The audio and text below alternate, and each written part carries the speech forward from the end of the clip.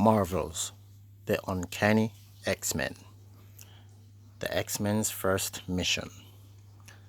Professor Charles Xavier showed the Uncanny X-Men his new invention, a machine called Cerebro. This device was able to locate other mutants with special powers, such as the X-Men. The X-Men used their mutant abilities to help people, but one mutant, Magneto, was using his powers for evil.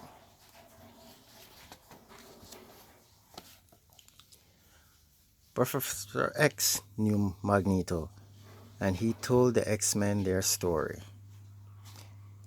His name was once Eric Magnus, and he used to be a good friend of mine. He was one of the first mutants I ever met, Professor X explained. He and Magnus once defeated an evil human called Baron von Strucker, who wanted to use his wealth to conquer and destroy. After meeting the Baron, Magnus felt this proved humans were inherently bad. Magnus took all the Baron's gold and waged war on the human race. Now he was attacking an army base. The X-Men were ready for their first mission as a team and were excited to use their powers for good. They knew they had to stop Magneto and protect the innocent. Professor X sent them off and wished them luck.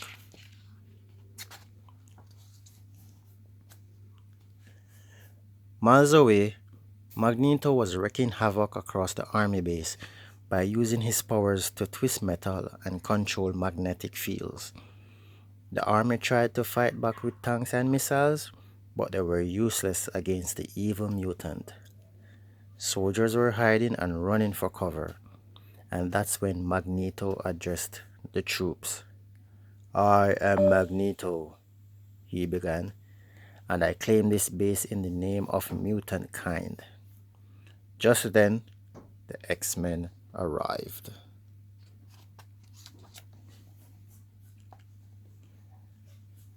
The X-Men sprang into action. They wanted the soldiers to see that mutants could also be good.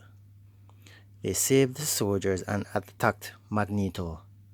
But defeating Magneto wasn't going to be easy. He had very strong powers. When Cyclops shot an optic blast at Magneto, nothing happened. Cyclops opened his ruby quartz visor even wider and used the full power of his blast. But Magneto sent metal objects to block Cyclops' attack.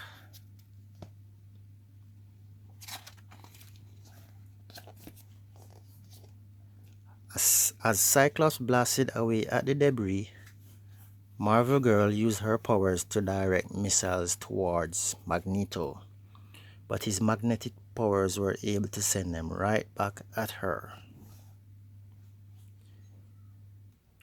One missile flew towards Angel, who dodged it just in the nick of time.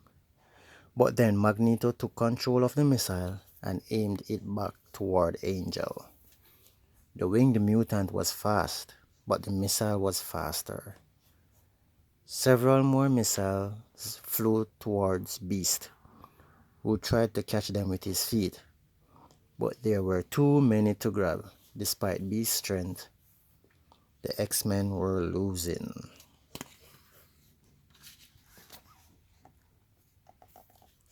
But then, the X-Men got an idea. Magneto was stronger than the individual X-Men, but if they worked together, the X-Men had the power to stop the evil mutant. The X-Men combined their powers and attacked.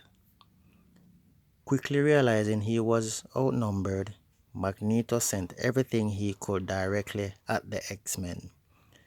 The heroes tried to fight back, but it was hard to avoid the flying debris. The X-Men didn't give up hope. When Magneto attacked again, Marvel Girl covered her teammates with a force field. Magneto's attacks were useless now. So instead, Magneto decided to escape.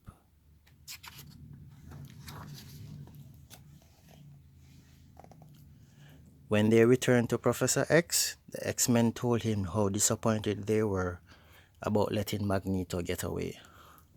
On the contrary, the professor said, "I'm very proud of you for stopping the attack and for saving the soldiers." Professor X continued, "Magneto wasn't strong enough to fight you all at once. You did what you set out to do. You stopped the attack and saved innocent people. All of you have done an excellent job."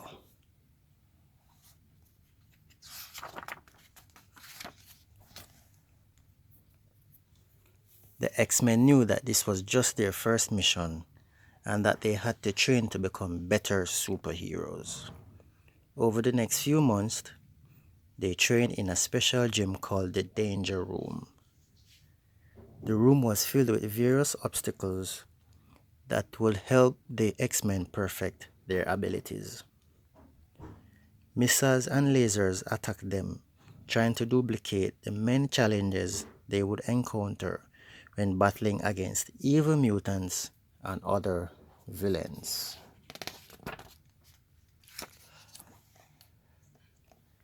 And while his students trained, Professor X used Cerebro to keep a constant watch for good mutants who could join their team and evil mutants that would need to be defeated.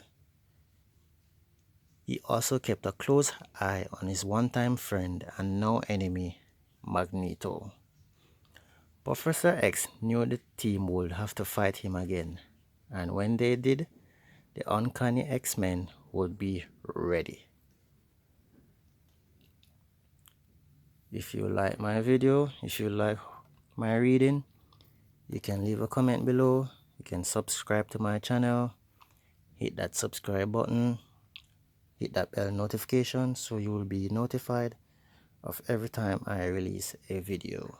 You can also visit my children's toys and games website at brownstoys.com. That is BROWNSTOYS.com. brownstoys.com. So until the next time, subscribe to my channel and peace out, everyone. Peace.